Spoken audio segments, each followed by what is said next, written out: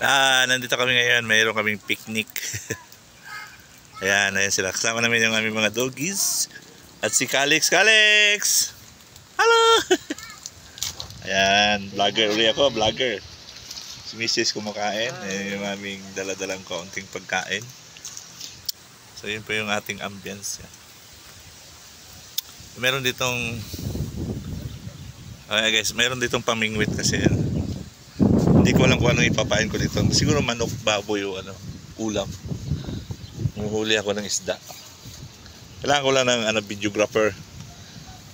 So puntahan na natin yung aking apo. Nandun naliligo. Puntahan natin.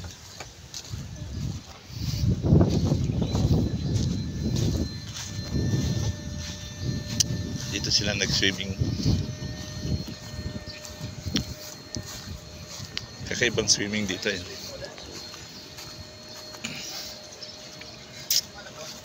Ayan.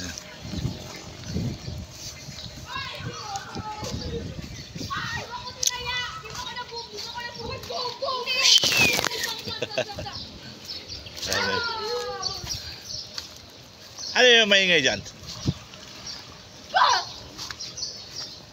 Ito. Sabi ka sa akin tayo. Ayan sila. Oy! Kaway. Ayan. Ino ka nang kapit ka tayo. May swimming pool sa taas? Oo, pumunta po. Ayan. So, ayan guys, ito po yung pinaka-ambience niya. So kaya namin napili itong lugar kasi may bulaklak pa. Kala chuchi, di ba? Yan. So, puntahan natin yung banda doon.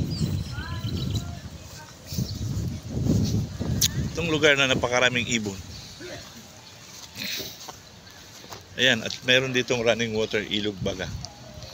Dito tayo mamingwit. Yun. Guys, yun. Ayan. So, yun, haba yan, Doon may mga isda. Ayun nga. Ayan, may nanghuli din ng may nanghuli doon ng ito. Kung ano-ano. At maraming ibon. Haba yan, So, subukan natin yung mamingwit. Kung mayroon bang isda din Wala tayong pain. Okay. Ambience natin ulit. Ayun. Okay naman, di ba? Okay.